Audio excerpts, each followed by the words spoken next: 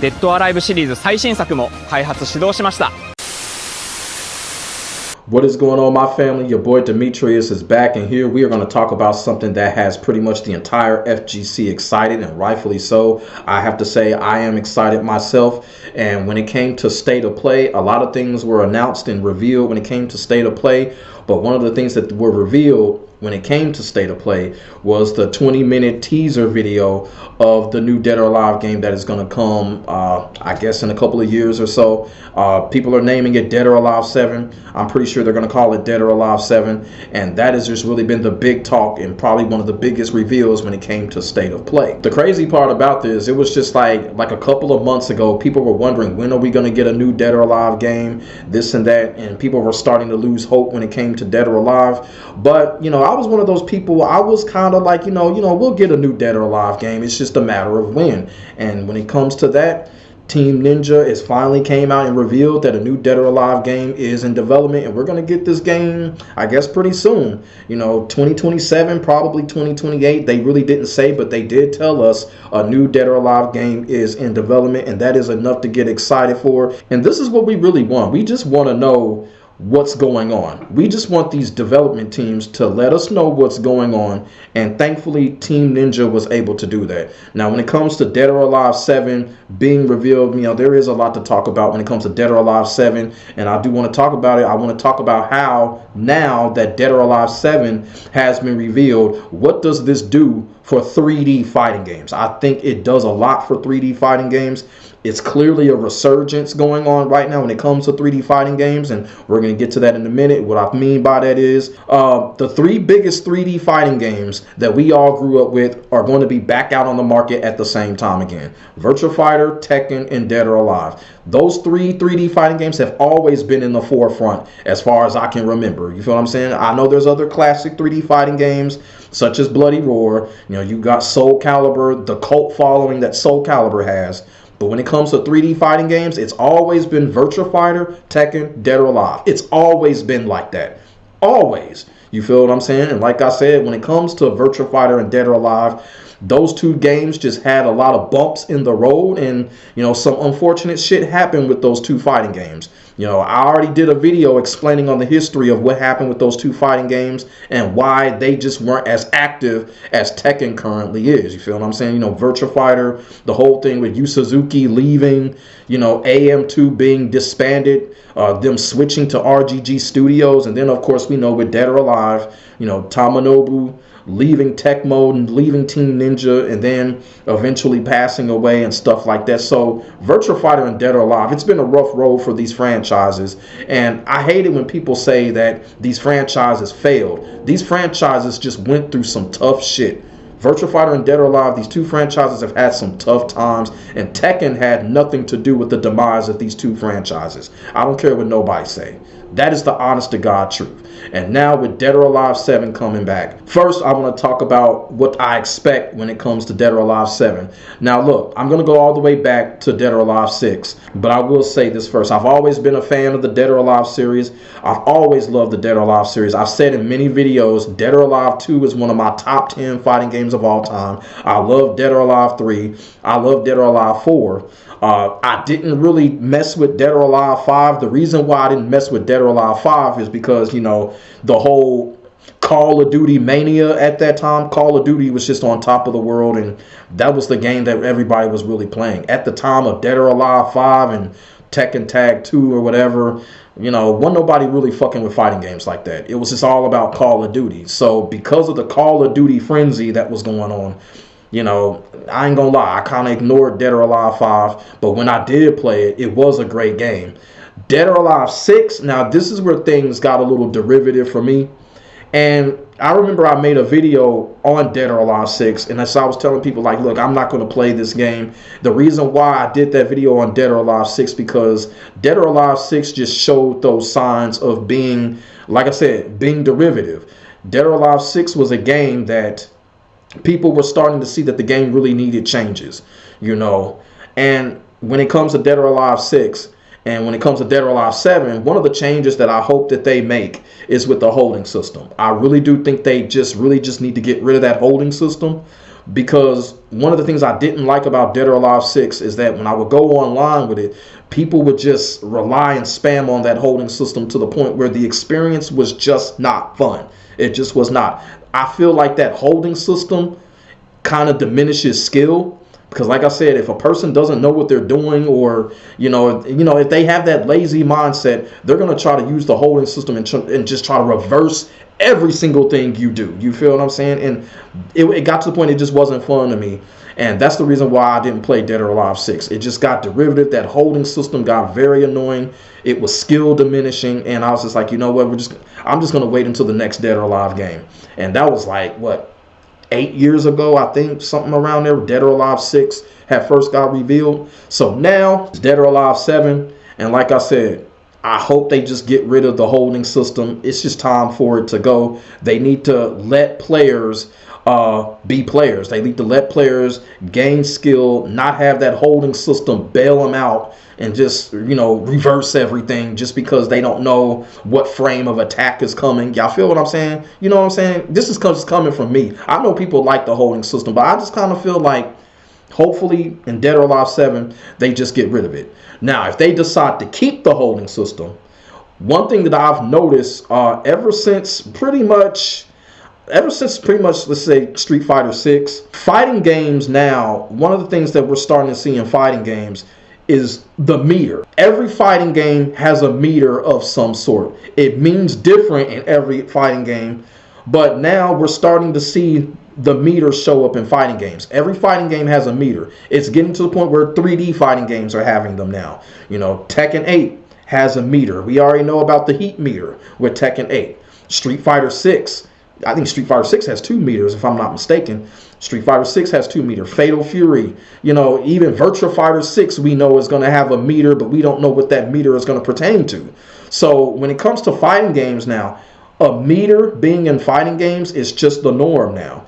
So in Dead or Alive 7, expect Dead or Alive 7 to have a meter of some sort. Now, one thing that they can do if they want to keep the holding system, put a meter in the game, to therefore we can't just use the holding system whenever we want to. Have that meter build up, and then you know what? If that meter builds up with meter points, that way we can use the holding system. If you don't have any points in that meter, you can't use it. That's just, hypothetically speaking. You feel what I'm saying? But like I said, I really do think Dead or Alive 7 is going to have a meter because, like I said, it is just the norm when it comes to fighting games now. Every fighting game has a meter. So another thing that I want to talk about, when it comes to Dead or Alive, I do expect pretty much all the characters to come back. Dead or Alive has never had this historical omission of characters, meaning that from Dead or Alive 1, 2, 3, or 4, like, you don't really see a lot of characters disappear. They always really bring the characters back, whether it be DLC or whatever. So I'm not really worried about that. I don't have no concern of characters that are going to be left out, because Dead or Alive just does not have a history of that. They're pretty good at bringing characters back. You feel what I'm saying? So, favorite characters of mine, characters like Leon, Bayman, Hitomi, you feel what I'm saying?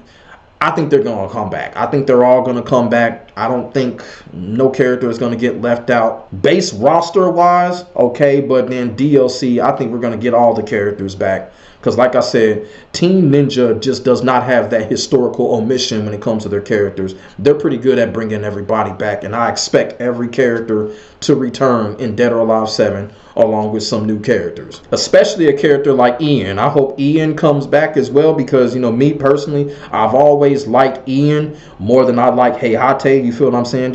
Ian just had a total different vibe to him. The karate style that he had, man, that dude, he was a badass character. I love Ian. I hope they put him back in the game. Maybe make a palette swap for him and Heihachi. I just love Ian. I'm not a fan of Heihachi, even though they the same character, but I like Ian better. Hopefully Ian gets back into the game. Now, what I want to talk about is Dead or Alive 7. What does this do for 3D fighting games? Well, clearly, it caps off a resurgence when it comes to 3D fighting games, because like I said, we're going to get the top 3 3D fighting games of all time back in the same market at the same time very, very soon. Like I said, Virtua Fighter, Tekken, Dead or Alive, they're all going to be out on the market at the same time. So that is just going to be very special in itself right there, to see these 3 franchises back on the market at the same time like they once were back in the PlayStation, Dreamcast, PlayStation 2 era. We're going to be doing it again, and that's what people like me want, and that's what people like me love. I'm all about nostalgia. I don't give a fuck what nobody say.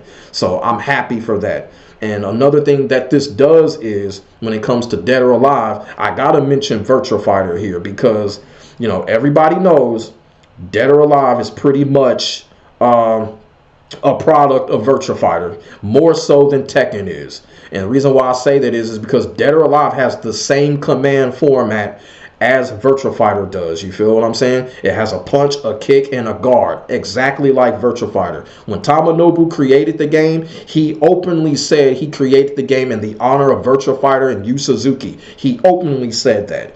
So Dead or Alive has always been like the daughter of Virtua Fighter. So what I'm getting at is a lot of Virtua Fighter players play and enjoy Dead or Alive because, you know, like I said, the games are very similar as far as command and somewhat play style, and that's how Tamanobu wanted it. And vice versa. A lot of Dead or Alive players get into Virtua Fighter because of the similarities that the two games have. Now, this is very important because I feel like now with Dead or Alive 7 coming back and Virtua Fighter 6, like I said, these two franchises have had a tough road. I feel like now with Dead or Alive 7 coming back, it will help Virtua Fighter 6. Like these two franchises right now, Virtua Fighter 6 and Dead or Alive 7, they can help each other succeed right now because I just explained how it is. Like the two communities do collide. The two communities do play together. You know what I'm saying? There used to be a Facebook page, Dead or Alive Cross Virtua Fighter, on it, where they had Virtua Fighter players and Dead or Alive players on there. So, like I said, the two games can really help each other succeed right now. Because, like I said, Virtua Fighter players love playing Dead or Alive. Dead or Alive players love playing Virtua Fighter. So, when these two fighting games come out, expect people from both communities to purchase and to get into both of these games. And I'm dead serious about that. These two franchises will definitely help each other. And I'm not doing this to gang up on Tekken or anything like that. I'm doing it because I see the history and I see what's going on with these two franchises. And I'm just telling the whole truth. When it comes to Virtua Fighter and Dead or Alive, the two communities, I guess you could say the two communities are cool with each other. You feel what I'm saying? They play each other's game. They promote each other's game. And because of the similarities, you know, they get into the game. We all know when it comes to Tekken 8, Tekken 8 adopted a lot of things from Dead or Alive. You know, the multi-break stage, the interactions when it comes to the walls, things blowing up and stuff like that. We all know that came from Dead or Alive, right? So when it comes to Dead or Alive 7, I do expect all of the traditional mechanics of Dead or Alive to come back, like, you know, multi-stage breaking, interactive explosives into the stage and stuff like that. Dead or Alive created that. So I strongly suspect that Dead or Alive is going to continue that because, like I said, Tekken 8 adopted a lot of that when it came to Dead or Alive. So I really do think Dead or Alive is going to bring all of that back. And like I said, there was just really no issue that I had when it came to Dead or Alive. The only two issues that I had was the holding system. And, you know, sometimes, you know, the framing, when it came to Dead or Alive, I felt like, you know, when I saw that in Dead or Alive 6, that's why I was like, it's time for a change. But from what it looks like, I think Team Ninja is going to make those changes, whatever those changes are. And this is what I've been waiting for. You feel what I'm saying? And I really do think Team Ninja, they've had a lot of time to work on this. They had a lot of time to think about it, brainstorm, make some changes. And I really do think we're going to get a great Dead or Alive game. I'm hoping. Because, like I said, I have favorite characters in that game. I do play Dead or Alive. I do have knowledge in the game. Despite what these fucking imbeciles out here think about me, I got knowledge in all of these fucking fighting games. I be telling people I could be a pro player if I wanted to be. I just don't want to be. Fuck that shit.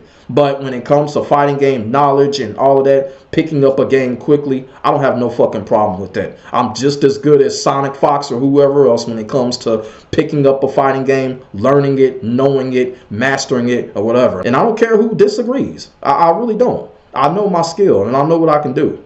So when it comes to Dead or Alive, ain't no different because historically I have played the game and I have skill and knowledge in it. So even though I did not play Dead or Alive 5 or 6 like that, it's not hard for me to get back into a game like Dead or Alive, because historically I played it like crazy when it went to 1, 2, 3, 4 and whatever. And like I said, I just expect more of the same when it comes to Dead or Alive, with a little bit of changes. They're probably going to have a nice cinematic story. Dead or Alive is also known for that, giving us nice cinematics. We're definitely going to get that.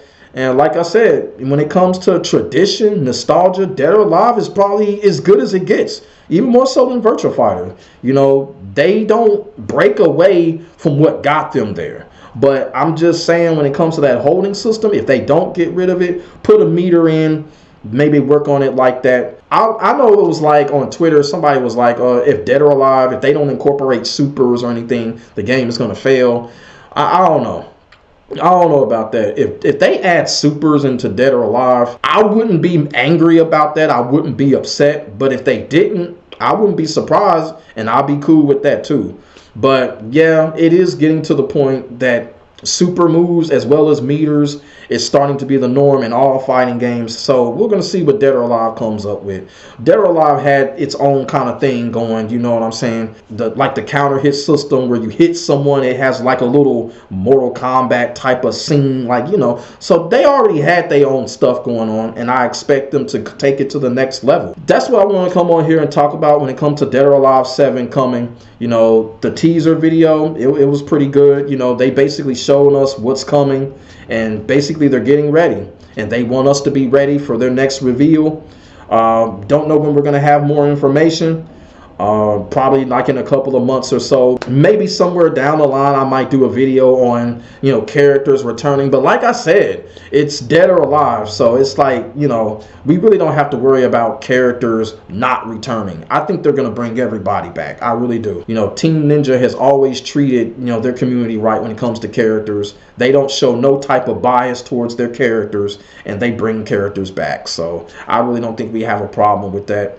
But let me know what y'all think in the comment section below when it comes to Dead or Alive 7 being revealed. Dead or Alive 7 coming probably in the next couple of years. What do you think this does for 3D fighting games? You feel what I'm saying? Like I said, it's clearly a resurgence here, and it is good that we are getting the top 3D fighting games back on the market at the same time. We're going to be getting Virtua Fighter, we have Tekken 8 already, and Dead or Alive is coming back. So, what more can you ask for? You feel what I'm saying? The only problem now is that I ask people,